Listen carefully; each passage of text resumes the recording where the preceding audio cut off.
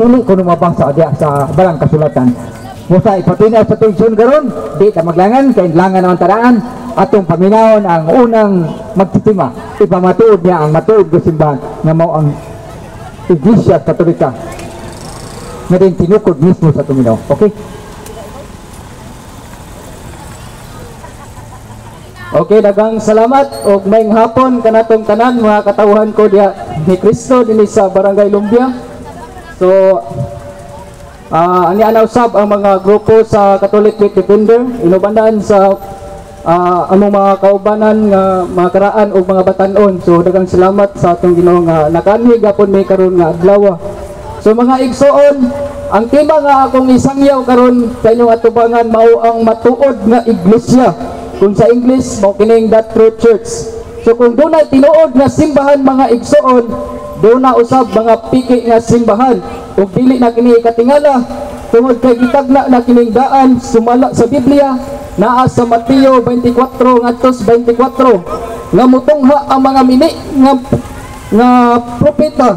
So kay doon na may manungha nga mini nga propeta mga igsoon, doon na usab sila simbahan nga gitukod aron sa pagpangilad sa mga katawhan sa Dios nga nahisakop sa simbahan nga si Kristo mismo mao ang nagtukod mga igsoon. So mga igsoon, ang laing sikta o mga tinuuhan nagasupak nga ang simbahang Katoliko mao'y matuod nga simbahan nga tinukod mismo sa atong Ginoong Kristo. Kay sagad man ako nakadungog nga daghan na usab mga sikta karon nga nagaangkon nga sila daw usab ang tinuod nga iglesia. Sama na lang sa iglesia ni Kristo, Seventh-day Adventist o uban pang simbahan kay lagi ang ilang huyang nga katarungan kay mabasa man sa Biblia brad. Nganan karon mga igsoon, kay ang iglesia ni Kristo, Seventh-day Adventist o Baptist o uban pang mga sikta kay mabasa man usab sa Biblia, nagpasabot nga sila usab tinuod. Subusa mga igsoon, kudya ni Kristo, akong ipatinaw karon sa inyong atubangan nga ang simbahang Katoliko mao gayud kini nga simbahan nga si Kristo mismo ang nagtukod. So sa ato pa usara o wala na ilain mga igsoon. So mao kini ang ilang mga pagsupak mga igsoon. Sa una lang supak, matod pa nila wala na gayud kinahanglan ang iglesia kay si Kristo lang ang makaluwas. Sumala sa Juan 14:6. Busa wala na ilaing dalan kundi si Kristo lang gayud kay giluwas man kita pinaagi sa iyang dugo. Busa klaro daw mga igsoon nangawala na gayud nag-mention ang atong Ginoo og usa ka simbahan nga makaluwas kundi pinaagi lamang sa iyang ngalan. Sumala daw sa buhat 4:12. Diin ila pang gipamatud-an nga kita daw mga Katoliko wala gayud daw panaghiusa. Sumala sa unang Korinto kapitulo 1 bersikulo 10 og naa daw usab sa Juan kapitulo 17 ngadto 21 nga kinahanglan gayud kitang magkahiusa. Kay sa unang Pedro 1:16 ang kasulatan nag-ingon, pagbalaan kamo kay ako balaan. Ug ila usab ginasupak ang pulo nga una Katolika. Daw matod pa nila mga igsoon ang pasabot ang yawa musuroy sa tibok kalibutan. Busa mga yawa daw kitang mga Katoliko. Kauban daw kita sa mga yawa base sa Pinadayag kapitulo 12 bersikulo 9. Ikaduha ang pulong apostolika. Daw matod pa nila si Pedro gitawag ni Hesus og yawa. Yawa di ay si Pedro nga maoy pangulo sa Iglesia Katolika. Tumala sa Mateo kapitulo 16 bersikulo 23. Diin giingnan ni Hesus si Pedro og pahawa sa tanas. Og ang ikatulo ang pulong Romana. Daw ang Roma diin ang Iglesia Katolika mao daw ang babaeng bigaon o inahan sa tanang kadautan sa yuta. Mao daw kini ang Iglesia Katolika nga napamatud-an base sa Pinadayag kapitulo 17 bersikulo 1 ngadto 9. So mao kadto ang ilang mga pagsupak mga igsoon. Apan sa ilang mga pagsupak mga igsoon, ania ang atong tubag. Importante kini nga atong paminawon mga igsoon. Una, ang Ginoo magaluwas sa katawhan karon pinaagi sa iglesia. Ang mga tao napasaylo og nabalaan tungod sa pagsalig nila ni San Pablo. Sumala sa buhat 26 ngadto 18. Nga kung atong basahon ang balaang kasulatan mga igsoon, ando na gayoy iglesia nga gipatukod sa atong Ginoong Kristo pinaagi sa iyang apostol nga si Pedro. Nga atong mabasa sumala sa Mateo kapitulo 16 ngadto 18 nga nag-ingon, ikaw si Pedro, o ibabaw ni ining bato, tukoron ko ang akong iglesia. O wala nag-ingon nga tukoron ko ang akong mga iglesia. O bisan ang kamatayon, dili gayod makabuntog ni ini. So walay makaguba mga igsoon, gisaara na kini ni Kristo. So klaro og tin-aw kayo mga igsoon nga aduna gayud ay iglesia nga gipatukod sa atong Ginoong Kristo. Ug unsa man kining iglesia ha mga igsoon, walay lain ang Iglesia Katolika Apostolika Romana nga gipatukod sa atong Ginoong Kristo, pinaagi ni Apostol Pedro nga maoy nagdala sa Yahweh. Sumala sa Mateo Kapitulo 16, versikulo 19. Ang gitugyanan sa Yahweh mao si Apostol Pedro. So ang Yahweh mao kini ang otoridad o authority nga gihatag ni Kristo ngadto kang Pedro. Unsay gitugot ni sa yuta, gitugot usab didto sa langit. So wala kini gipaduplicate sa Ginoo aron ihatag sa mga pastor sa laing sekta o mga tinuohan mga igsoon. Ug dili lang Biblia ang nagpamatuod mga igsoon nga ang Iglesia Katolika si Kristo gayud mismo ang nagtukod. Naausab sa mga standard referensya. Moingon gali kitag standard reference mga igsoon, walay bias, konsolido nga mga ebidensya. Una kita sa The New American Best Encyclopedia, page 267 nga nag-ingon, Catholic Church, the community of Christian believers, a society founded by Jesus Christ. It is one, holy, Catholic, and apostolic. Og nausab sa Catechism of the Catholic Church, paragraph number 833, nga nag-ingon, the praise particular church, which is the first of all the dioceses or eparchy, refers to a community of Christian faithful in communion of faith and sacraments with their bishop ordained in apostolic succession. So base daw mga igsoon sa Catechism of the Catholic Church, doon na di ay apostolic succession ang simbahang Katoliko. Unsa may buot ipasabot aning apostolic succession mga igsoon. Tubag, buot pasabot ang simbahan dunay koneksyon ngadto sa mga apostoles. Og sa The New Book of Knowledge, volume page 287 nga nag-ingon, the history of Roman Catholic Church began in Upper Rome in Jerusalem almost 2,000 years ago. The church may be described as the society that Jesus founded. So klaro kaayo ug tin-aw kaayo mga igsoon nga atong mapamatud-an nga si Kristo gayud di ay ang nagtukod sa simbahang Katoliko. Ug nganong mubasi man usab kitag history mga igsoon tungod kay biblical kini mga igsoon. Sumala sa sulat ni Job kapitulo 8 bersikulo 8 sa Living Bible, read the history books and see. Sa Bisaya palandunga sa makadyot ang kaalam sa mga karaan o huna-hunaa ang mga kamatuoran na nakatunan sa atong katigulangan. Kaysa unang Timoteo kapitulo 3 bersikulo 15, simbahan ang giingon dinhi mga igsoon og dili ang Biblia ang haligi og sukaranan sa kamatuoran. Og sa 16 mga igsoon nag-ingon, walay makalimod unsa kadako ang tinago sa atong relihiyon. Busa klaro kaayo mga igsoon nga aduna gayud di ay simbahan o relihiyon nga makaluwas. Pero ang pangutana, unsa di ay kining relihiyon mga igsoon? So ang atong tubag, ang relihiyon mga igsoon nagikan kini sa pinulungan nga Latin nga religare, nga buot pasabot ang relasyon sa Dios ngadto sa tao. O dugang nga bersikulo mga igsoon, mabasa usab nato ang pulong relihiyon. Sumala sa Santiago kapitulo 1 bersikulo 27. Busa nagpasabot nga duna kayo relihiyon nga makaluwas mga igsoon. So dili tinuod tong ilang mga pasangil sa laing tinuhan nga walay relihiyon nga makaluwas. Unsay pulos sa ilang relihiyon nga dili man diay kini makaluwas. So apan ang pangutana mga igsoon, unsa may timailan nga kini nga relihiyon makaluwas? Ang atong tubag, ang relihiyon nga makaluwas mga igsoon mao ang doktrina o pagtulunan nga iya ni Kristo or dunay otoridad sa atong Ginoong Kristo ngadto kang Pedro. Sumala sa Mateo 16:19. Unsay gitugot ni siyota, gitugot usab didto sa langit. So sa ato pa mga igsoon, kay duna may pagtugot which means authority given by Christ by his apostle Peter. The doctrine and teaching of this religion from one true church of Christ in Mateo 16:18 aprobado sa atong Ginoong Kristo. Busa dunay salvation kon kaluwasan. sa Juan Kapitulo 3 versikulo 16, busa kung ang imong relihiyon dili makaluwas, dako gayud kayang kanang piki mga igsuon. Kay from the word Catholic, giderive or gikuha kini sa Griego nga pinulungan Ecclesia Catholis, nga kung i-translate nato sa English, Church throughout or Universal Church, ang pasabot simbahan sa katibukan nga atong mabasa sumala sa mga buhat sa mga Apostoles Kapitulo 9 versikulo 31.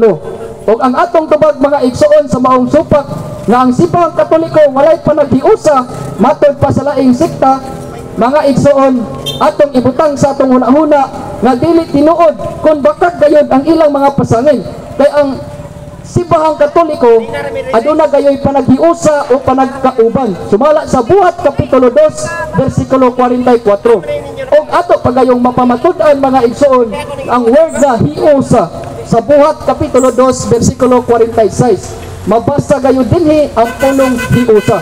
So klaro kaayo mga igsoon nga nagkahiusa gayud di ay ang matuod nga iglesia diin gipanguluhan ni Apostol Pedro, kay sumala sa Efeso Kapitulo 4 versikulo 5 nga nag-ingon, may usa lamang ka Ginoo, usa ka pagtuo o usa ka bunyag. Sa ato pa mga igsoon wala na gayoy lain nga simbahan, kay naa ba di ay mahimong usa nga mahimong duha o tulo. Og ang tubag mga igsoon sa ilang giingon nga dili santa o balaan ang Iglesia Katolika, nasukwahi sa pagkabalaan sumala sa unang Pedro Kapitulo 1 versikulo 16 mao kini. Sumala sa Roma Kapitulo 11 versikulo 16, mabasa gayon dinhi nga kung balaan ang unang tipik sa pan nga gihalad ngadto sa Dios, balaan usab ang katibuk-an niini, o kung balaan ang gamot sa kahoy, balaan usab ang mga sanga. Ang pulong Katolika mga igsoon dili pasabot nga ang yawa musuroy sa tibuok kalibutan base sa Pinadayag Kapitulo 12 versikulo 9. Kaya nga naman, sumala sa Roma Kapitulo 1 versikulo 8, tinguha ni Apostol Pedro sa pagduaw sa Roma nga nag-ingon, una sa tanan, nagpasalamat ako sa Dios pinaagi kan Hesukristo alang kaninyong tanan, kay nasangyaw sa tibuok kalibutan ang inyong pagtuo. So klaro kayo mga igsoon nga nagpasalamat, klaro kayo mga igsoon nga dili yawa ang pulong Katolika, kay ang yawa dili man kabalo magpasalamat, kay pulos kasuko kahakog mao man na ang iyang kinaiya. So nasayop gayon sila sa ilang mga atake kon mga pasangil mga igsoon. Ang pulong Apostolika sa atong tubag mga igsoon sa ilang pasangil nga si Pedro daw kuno maoy pangulo sa yawa base sa Mateo Kapitulo 16 versikulo 23. Mga igsoon, dili gayon tinuod nga pasangil kana mga igsoon, kay ang gipasabot dinhi sa atong Ginoo diin miatubang siya kang Pedro og giingnan si Pedro og pahawa sa tanas, kay tungod sa paghuna-una ni Pedro og dautan. Mga igsoon, sagad gibadlong lamang sa atong Ginoong Kristo ang huna-huna sa usa ka tawo sama kang Pedro, mao ang paghuna-una og dautan nga dili iya sa Dios kundi sa tawhanon lamang nga huna-huna nga atong, kay ang atong Ginoo maayo og dili dautan. Busa giingnan ni Jesus si Pedro og pahawa sa tanas.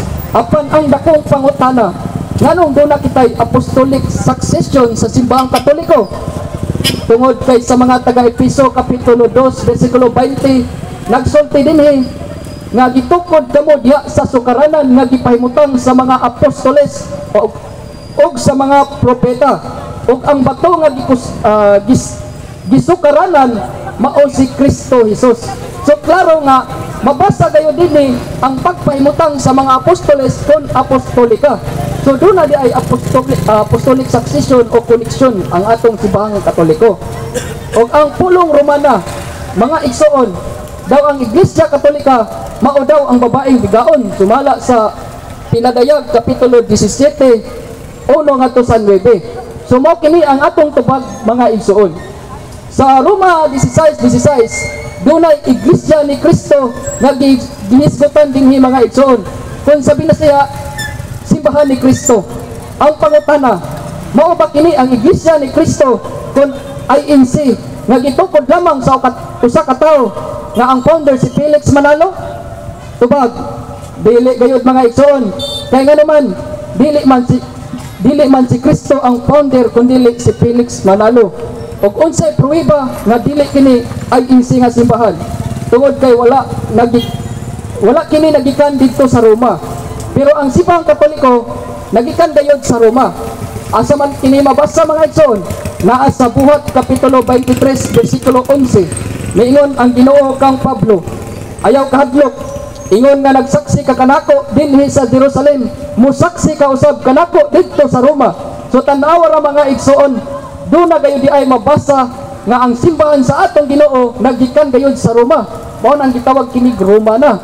Og sumala usab sa Romans chapter 15 verse 23 ngadto sa 26. Si San Pablo nag-ingon, muhapit unya ako diha sa akong pagpaingon sa Espanya. Kabangi unya ako pag-adto sa Espanya. Sa pagkakaron, muadto na ako sa Jerusalem aron pagdala og mga hinabang alang sa katawhan sa Dios. Sugikan sa Jerusalem ngadto sa Roma, milakaw usab si San Pablo ngadto sa Espanya. Diin si Saint Ignatius of Antioch, usa ka tinun-an ni Juan nga usa sa 12 ka apostoles na tawo gikan sa Espanya. Diin gisapkop kita ni Magellan from Spain, where our country Philippines converted to Christianity or the believers of Christ. And this church is the Roman Catholic Church, means Christianity. Ang simbahang Katoliko mga igsoon, doon na kini upat ka timailhan. Mabasa kini litra por litra sa Biblia apan sa lahi-lahi nga bersikulo. Ang pangutana, asa man mabasa ang upat ka timailhan sa lahi-lahi nga bersikulo sa Biblia mga igsoon?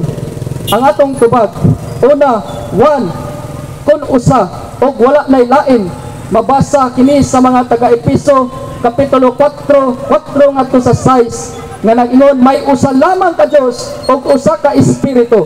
Og naausab sa Mateo 16:18, church ang giingon og dili churches. So singular, busa o sara or one. Ikaduha, holy, kun balaan o santa. Atong mabasa kini sumala sa sulat ni propeta Jeremiah kapitulo 51 bersikulo 5, kay ang Ginoo balaan nga Dios sa Israel. Ikatulo, Catholic or church throughout kun simbahan sa katibukan.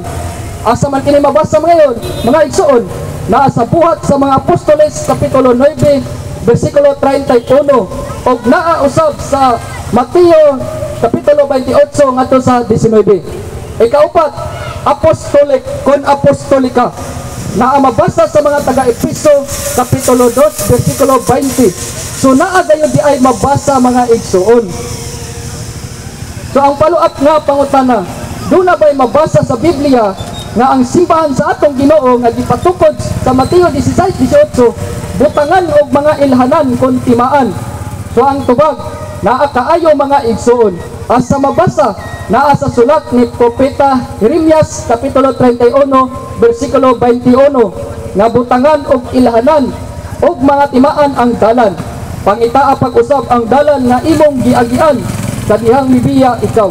So klaro nga gipabutangan di ay og mga ilhanan og mga timaan ang dalan. Pero ang pangutana, si kinsa man kini nga dalan mga igsoon? Kalsada ba kini nga dalan mga igsoon? So ang tubag, dili mga igsoon, kundili ang maong dalan walay lain kundili ang atong Ginoong Hesukristo. Naa ba kitay mabasa mga igsoon? Yes, naa kaayo mga igsoon. Naa sa sulat ni Juan kapitulo 14 bersikulo 6, si Kristo ang dalan, ang kamatuoran ug ang kinabuhi. Walay makaadto sa amahan kun dili moagi kaniya. So ang gipasabot nga dalan mga igsoon, si Kristo Jesus. Ang pangutana, mapamatud-an ba nato mga igsoon nga ang dalan nga mao si Kristo, siya ang ulo sa simbahan nga iyang gipatukod? Kay naghisgot man kitag simbahan ug dili man dalan. So ang atong tubag, yes kaayo mga igsoon, mapamatud-an nato kini sa mga taga-Kolosas kapitulo 1 bersikulo 18. Si Kristo mao ang ulo sa simbahan nga mao ang iyang lawas. O kining lawas nga gimension dinhi mga igsoon, dili kini building sama sa laing tinuuhan o mga sikta nga gihimo nilang simbahan. O kining ngalan sa simbahan sa laing tinuuhan, wala kitay supak ni anak mga igsoon kay mabasa man sa Biblia. Apan sa Mateo 16:18, wala nganli ang usa ka simbahan sa atong Ginoong Kristo, pero dunay mga ilhanan o marka kon mga timaan. Mao kining one Holy Catholic and Apostolic Church nga dili maangkon sa laing tinuohan, mga igsoon. Ang pangutana, kung dunay timailhan ang matuod nga iglesia, unsa man say timailhan nga piki ang simbahan nga imong gipasakupan. So ang timailhan, mga igsoon, mao ang simbahan o tinuohan nga makapangdaot sa isig ka simbahan.